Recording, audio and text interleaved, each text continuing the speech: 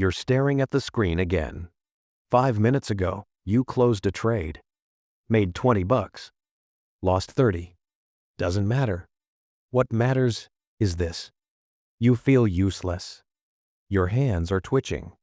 Your mouse is hovering over that button. You're scanning the charts for anything that looks like a setup. You tell yourself you're being disciplined. You tell yourself you're waiting for confirmation. But here's the truth you won't admit. You're an addict. Not to winning. Not even to money. You're addicted to action. And that addiction is why you're still broke. Let me ask you something. Why do you feel like a fraud when you're flat? Why does doing nothing feel like failure? Why do you confuse movement with progress? I'll tell you why. Because you were never taught that in trading, the guy who does the least often makes the most. You think trading is about being smart, about predicting the next move, about having an opinion on every tick. It's not. Trading is about being patient enough to do absolutely nothing until the market hands you a gift. And most of you can't do that. Not because you're stupid, but because your biology is screaming at you to act. Your brain thinks you're a hunter, but the market doesn't reward hunters. It rewards snipers. The legend's wisdom. Jesse Livermore. If you don't know the name, you should. He made millions in the 1920s. Lost it all. Made it back. Lost it again. But before he put a bullet in his head in 1940, he left us something valuable. A single sentence that separates winners from corpses. It was never my thinking that made the big money for me. It was always my sitting. Read that again? Not his analysis. Not his strategy. Not his genius. His sitting. Most people read that and nod. Yeah. Hold your winners. But they don't get it. Livermore wasn't talking about holding a position. He was talking about holding himself. Holding his hands. Holding his ego. Holding his desperate need to feel productive. He realized something that most traders never learn. The amateur seeks excitement. The professional seeks boredom. The amateur wants to be in the game. The professional wants to be in the game only when the odds are obscene. Think about a lion. A lion doesn't chase every gazelle. It watches. It waits. It sits in the tall grass for hours. And when the weak one limps by, it strikes once. Eats for a week. You're not a lion. You're a house cat chasing a laser pointer. So why can't you sit? Let's get into your head. First, the wage earner mentality. You were raised to believe that work equals pay. You show up. You do the task. You get the check. Trading doesn't work like that. In trading, work clicking buttons, placing trades, watching every candle often equals loss. The guy who works 8 hours a day staring at the screen usually ends the month red. The guy who works 8 minutes a day placing one trade usually ends the month green. But your brain can't accept that. Because doing nothing feels like stealing. It feels lazy. You need to earn the money. So you trade. And you lose. Second, the need for validation. You want to prove you're smart. Every trade is a test. If you win, you're a genius. If you lose, you're a fraud. And here's the trap. Doing nothing gives you no feedback. Sitting flat doesn't prove you're smart. It doesn't prove you're dumb. It just proves you're patient. And patience doesn't feel like intelligence. So you trade to get your report card. Even if that report card says F. Third, the dopamine loop. Every time you place a trade, your brain releases dopamine. Not when you win. When you click the button, that little rush of possibility. Maybe this one's the big one. It's the same chemical hit a gambler gets pulling a slot machine lever. And here's the sick part.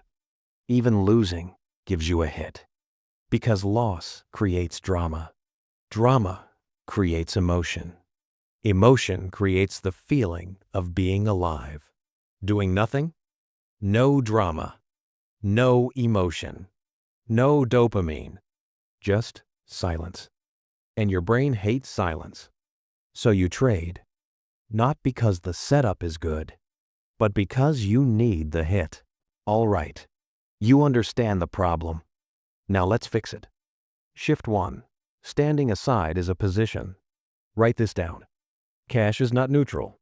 Cash is an active, aggressive position. When you're flat, you're not doing nothing. You're doing the hardest thing in trading. You're saying no to temptation. You're preserving capital. You're waiting for certainty. Livermore said, "There is a time to go long, a time to go short, and a time to go fishing." Going fishing is a position. It's the position of the guy who knows the next trade hasn't arrived yet. Most traders think they have 3 options: buy, sell, hold. No, you have 4 options. Buy, sell, hold. Get the hell out.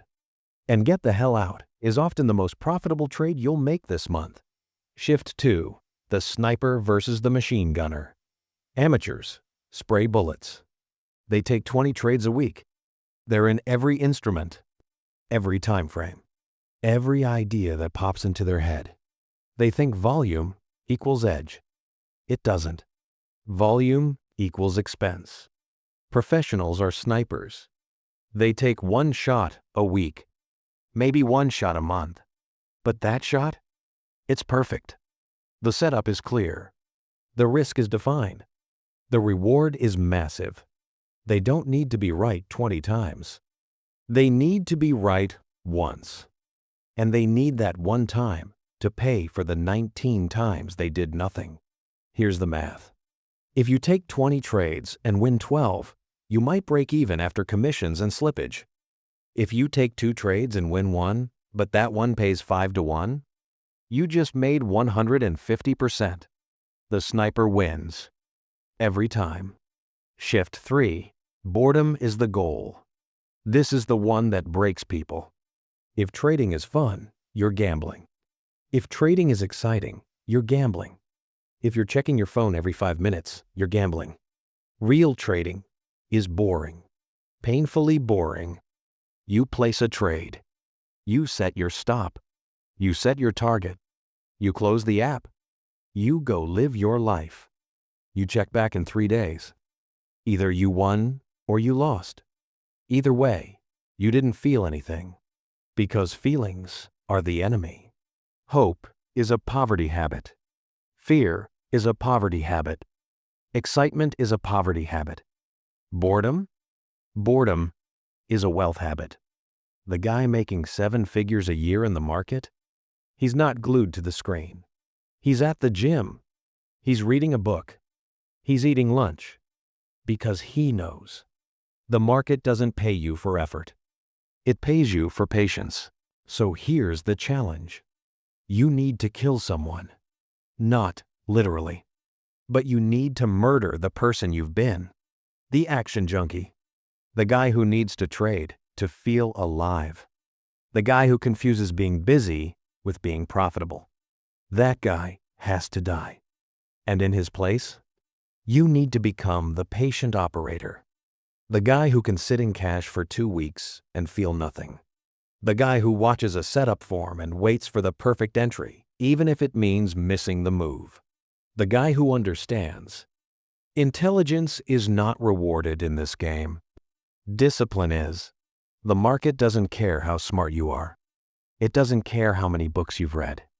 It doesn't care how many hours you've studied. It cares about one thing. Can you control your impulse to act? Can you sit?